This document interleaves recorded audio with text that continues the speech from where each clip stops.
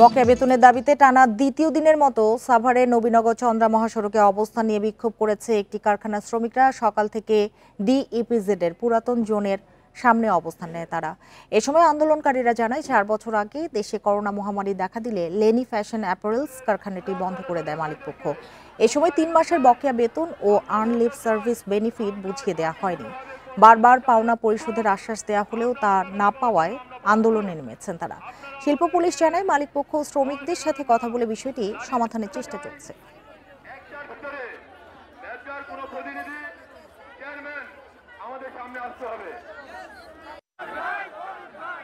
আমরা আমাদের কষ্টের টাকা, পরিশ্রমের টাকা চাইতে এসেছি, আমাদের টাকা দিতে হবে।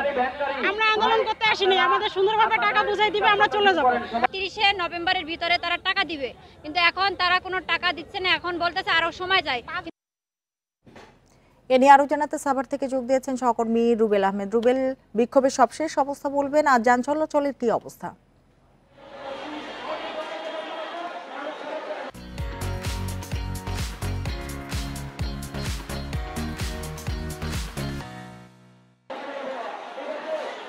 দেখুন, আমি এই মুহূর্তে দাঁড়িয়ে আছি আশুলিয়ার যে পুরাতন ইপিজেড রয়েছে সেই পুরাতন ইপিজেডের সামনে নবীনগর চন্দ্রা মহাসড়কে। আমরা খবরটিতে সংবাদে যেমনটি দেখাচ্ছিলাম যে ডিইপিজেডের পুরাতন জোনের যে লেনি ফ্যাশন এবং লেনি অ্যাপারেলস কারখানার যে শ্রমিকরা রয়েছেন তারা কিন্তু গতকাল সকাল থেকে এই পুরাতন ইপিজেডের সামনের মহাসড়কে কিন্তু তারা অবস্থান নিয়ে তাদের যে অবস্থান কর্মসূচি সেটি কিন্তু পালন করছেন এবং মহাসড়কে তাদের এই অবস্থান কর্মসূচির কারণে কিন্তু এই সড়কটি অবরোধের মধ্যেও পড়েছে, যার কারণে আমরা দেখতে পেয়েছি এই মহাসড়ক দিয়ে কোনো ধরনের যানবাহন যেমন রাজধানীর ভেতরে প্রবেশ করতে পারছে না, ঠিক তেমনি কিন্তু কোনো ধরনের যানবাহন রাজধানীর থেকে উত্তরবঙ্গের উদ্দেশ্যে ছেড়ে যেতে পারছে না। তবে এই অংশটুকু পারি না দিয়ে আমরা কিন্তু দেখতে পেয়েছি যানবাহনগুলো উত্তরবঙ্গ থেকে যে যানবাহনগুলো মহাখালীর দিকে যাচ্ছে সে সকল যানবাহনগুলো কিন্তু গাজীপুরের চন্দ্রা হয়ে ভোগড়া দিয়ে কিন্তু ঢাকাতে প্রবেশ করছে এবং মহাখালী থেকে যে যানবাহনগুলো উত্তরবঙ্গের উদ্দেশ্যে ছেড়ে যায় সেগুলোও কিন্তু গাজীপুর হয়ে যাচ্ছে এবং ধামরাইয়ের ভিতর দিয়ে একটি আঞ্চলিক সড়ক রয়েছে সেই সড়ক ব্যবহার করে কিন্তু উত্তরবঙ্গ থেকে এবং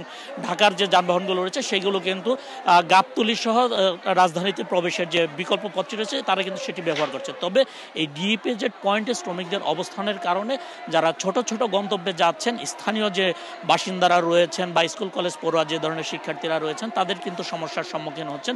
তাদের কিন্তু যাতায়াত করতে হচ্ছে অটো রিক্সা দিয়ে ভেঙে ভেঙে, অনেকে কিন্তু হেঁটেও কিন্তু তাদের গন্তব্যে যাওয়ার জন্য চেষ্টা করছেন। দূরপাল্লার যে যাত্রীরা রয়েছেন তারা কিন্তু বিকল্প পথ ব্যবহার করছেন রাজধানীতে ঢোকার জন্য, সেক্ষেত্রে তাদের সময় বেশি লাগছে, তবে তাদের তেমন কিন্তু ভোগান্তি হচ্ছে না। এবং যে শ্রমিকরা এখানে অবস্থান নিয়েছেন এই শ্রমিকদের সাথে আমরা কথা বলার চেষ্টা করেছি, তারা বলছেন কোভিডের সময় এই লেনি ফ্যাশন এবং লেনি অ্যাপারেলস কারখানাটি কর্তৃপক্ষ বন্ধ করে দিয়েছে। এরপরে শ্রমিকদের যে বকেয়া পাওনাদি রয়েছে সেটি কিন্তু বারবার ব্যবসা কর্তৃপক্ষ কিন্তু পরিশোধের আশ্বাস দিল, সেটি কিন্তু কোনো সুরাহা হয়নি, যার কারণে এই 7,500 শ্রমিকরা অনেকটা বাধ্য হয়ে তাদের যে পাওনা রয়েছে সেই পাওনা পরিশোধের দাবিতে সড়কে অবস্থান করছেন। তারা বলছেন তাদের ন্যায্য পাওনা তারা যতক্ষণ পর্যন্ত না পাবে ততক্ষণ পর্যন্ত তারা তাদের অবস্থান কর্মসূচি চালিয়ে যাবেন বলে শ্রমিকদের পক্ষ থেকে ঘোষণা দেওয়া হয়েছে।